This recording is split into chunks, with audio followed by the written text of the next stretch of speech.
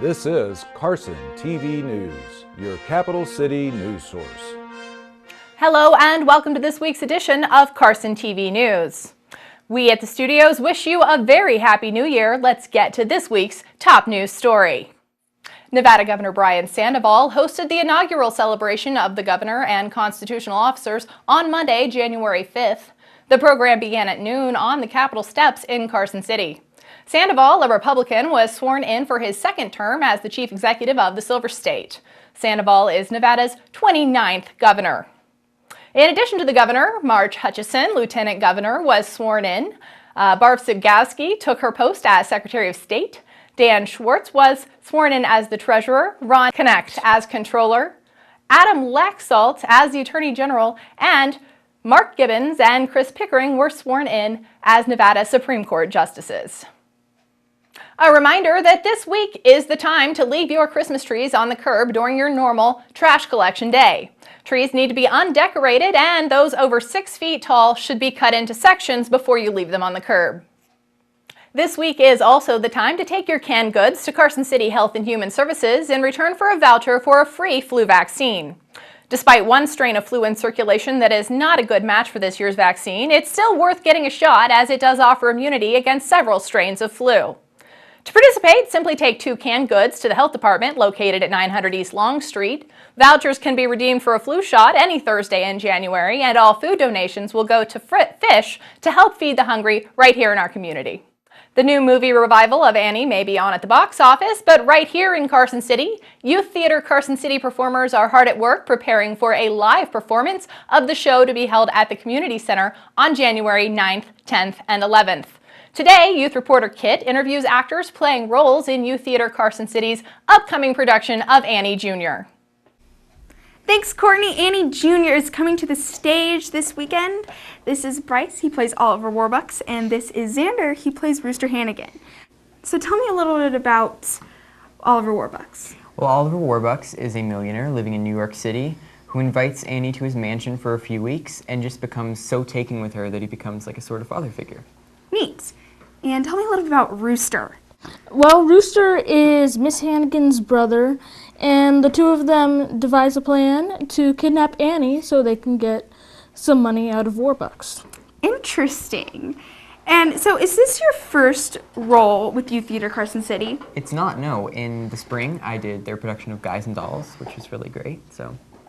And as for me, it is also not my first role. I was also in Guys and Dolls along with Bryce, and I was also in Seussical. So, are there any upcoming auditions that children in the community can audition for? There are, actually. Coming up is Joseph and the Amazing Technicolor Dreamcoat, which is on, the auditions are on January 24th at the Community Center, so, and it's open to the public, so. Neat. And lastly, where can I go see Annie? Well, it'll be playing at the Bob Boldrick Theater at the Carson City Community Center. The show is on the 9th and the 10th, which is Friday and Saturday at 7 o'clock, and on the 10th and the 11th, Saturday and Sunday, and that's at 2 o'clock. Tickets are $12 for students and seniors. They're $10. Thank you. Darla Bayer is here with a new hidden gem, a great spot to spice up your kitchen repertoire. Cavian Multi-Mart is a market you won't want to miss, conveniently located on Fairview Drive across from Lowe's. As you are headed east on Fairview to get to the freeway, look to your right. It's Cabayan Asian Market at 321 Fairview Drive.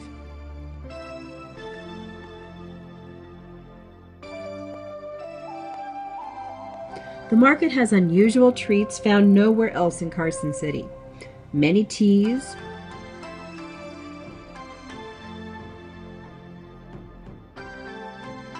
the largest selection of sauces from shoyu to fish sauce, many dishes, and ramen soups. Snacks of all kinds.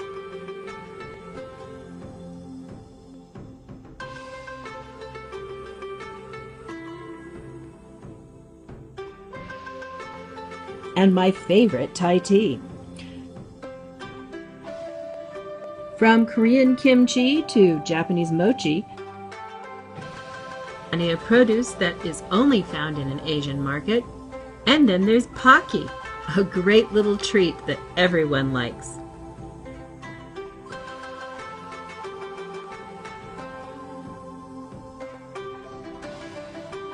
If you have a penchant for making your own sushi, they also have fish, rice, and seaweed. Asian market catering to Hawaiian, Indonesian, Filipino, Thai, Chinese, and Japanese, and the rest of us. So check it out, Kabayan Multi-Mart Asian Market. It's a great hidden gem. The Carson City Senators were on the road this week at tournaments in California. Let's find out how they did. Here's Keith with sports. The Carson High boys basketball team took their final game of the Torrey Pines Holiday Classic last Tuesday, defeating Westview of San Diego by a final score of 42-40. Carson's girls basketball team had a tough night Tuesday at the West Coast Holiday Classic in Southern California, losing 51-42 to Oak Park. New Year's Eve brought a better result for the first of two games to close out the tournament, with the Senators beating Frederick Douglass of Los Angeles 58-57. But the joy didn't last long. Facing Crescenta Valley to close out the tournament, Carson was overwhelmed 61-27. While the basketball teams experienced mixed results on their California trips this past week, there was nothing mixed about the results from the Carson High boys wrestling team in the Grenada MAC Classic in Livermore. Many of Northern California's top wrestling programs were represented, but it was the Senators that declared overall victory in the tournament. An important first step in the home buying process is arranging for financing. This week, Garrett Lapierre talks about pre-qualifying for a home purchase loan. Hi, welcome to the latest segment of Property Perspectives here on Carson TV News. I'm Garrett Lapierre, local real estate agent, and I'm going to talk to you today about getting pre-approved for a mortgage to buy a home. There's a couple things that you want to do and be aware of right off the bat when you're starting your home search. The first step in the whole home buying process is to talk with the mortgage lender about what you qualify for and what you want your budget to be. What I mean by that is that they may qualify you for $300,000, but you don't want your monthly payment to be in that range. You want it to be more in a range of $225,000. That's what your lender is going to help you set, what a good budget is for you, and what that dollar amount is going to mean when it comes to getting a loan. One of the biggest things lenders look at is your income to debt ratio.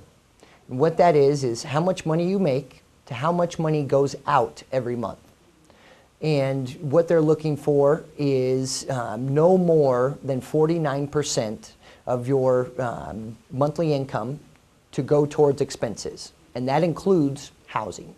So they are looking at how much money you make, how much money you spend.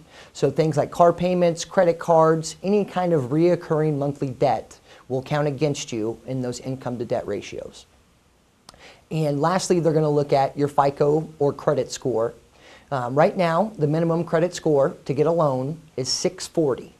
A lot of people think you have to have 700, 750 credit score to get a loan. That's not true, but a 640 is the minimum right now to qualify for any type of financing. As far as down payment goes, there's programs out there that you can buy in rural counties. Rural counties include Douglas County, Lyon County, Story County, and Churchill. And you can get 100% financing in those areas. So you can get, if you're going to spend $200,000 on a house, you can get finance for $200,000. The other way to do it is to do a 3.5% down on an FHA loan. And then there's conventional options that are going to have 5% down all the way up to 50% down, depending on how much you want to put down. One thing to keep in mind on the FHA financing is that if you put down the 3.5%, once you get to an 80-20 loan-to-value ratio, your private mortgage insurance is not going to fall off. So with the new FHA loans, your mortgage insurance is there for the life of the loan. What you would have to do is you would have to refinance or sell the property once you got to an 80-20 loan to value.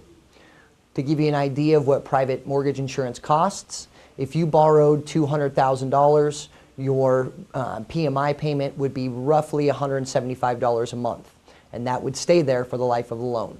So if you can get into a conventional loan product, that is your better option at this point, just because of that private mortgage insurance not dropping off. Once again, the thing to remember is that the first step in the whole home buying process is to get pre-approved. Talk to your local realtor, talk to your local bank, but the lender is your first stop in the whole process. We welcome any questions or topics that you'd like to see covered here on the Property Perspective segment with Carson TV News. Please email us at carsontvnews@gmail.com. Thank you, and make it a great day. Thank you, Garrett. That's great advice. This week's artist profile features Paul Cody, who makes beautiful hand-turned wooden bowls and other pieces. Let's learn more. I'm in my shop just about every day, as long as my wife lets me.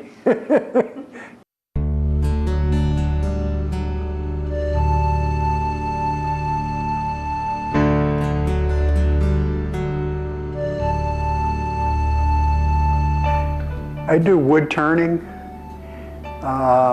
objects that are used for a daily purpose. For example, interesting bowl it should be a functional piece as well as an artistic piece. This piece here is apricot. It's a platter. And as you can see, it's finished on both sides. Rolling pins. This is laminated wood. It's Purple Heart and maple. I use wood from everywhere, anywhere I can get my hands on a piece of wood. I use exotics. Exotics are woods that come from another country other than America, and they're imported. I use American domestic woods. I like working with ambrosia maple or maple burrow. It's just a gorgeous wood. It's fairly hard, holds good detail, and is a very functional wood. Most of my woods I get, they're green, or basically a tree that's been cut down, and you have to let it dry. You have to seal it and let it dry slowly. And then I'll rough turn a bowl and let it sit for a year, just so it's dry. Then I'll go back and I'll finish that bowl or platter. Otherwise it tends to warp, crack.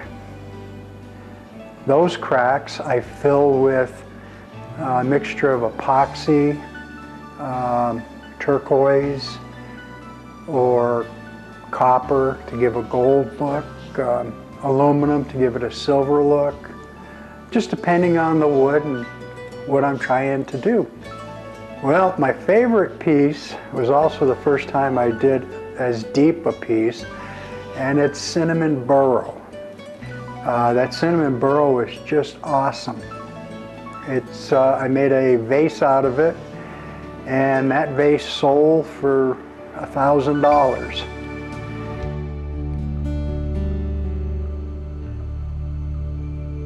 Oh, it's growing, definitely. It has been growing for years. It's a lot of fun to do. I've had kids in my shop, and I've given them tools, showed them how to do it, had them turn bottle stoppers. It's a cylinder. If they jam it in, it's not going to go flying like a bowl could. And they're amazed with it. It's a lot of fun. And you can get very elaborate with it.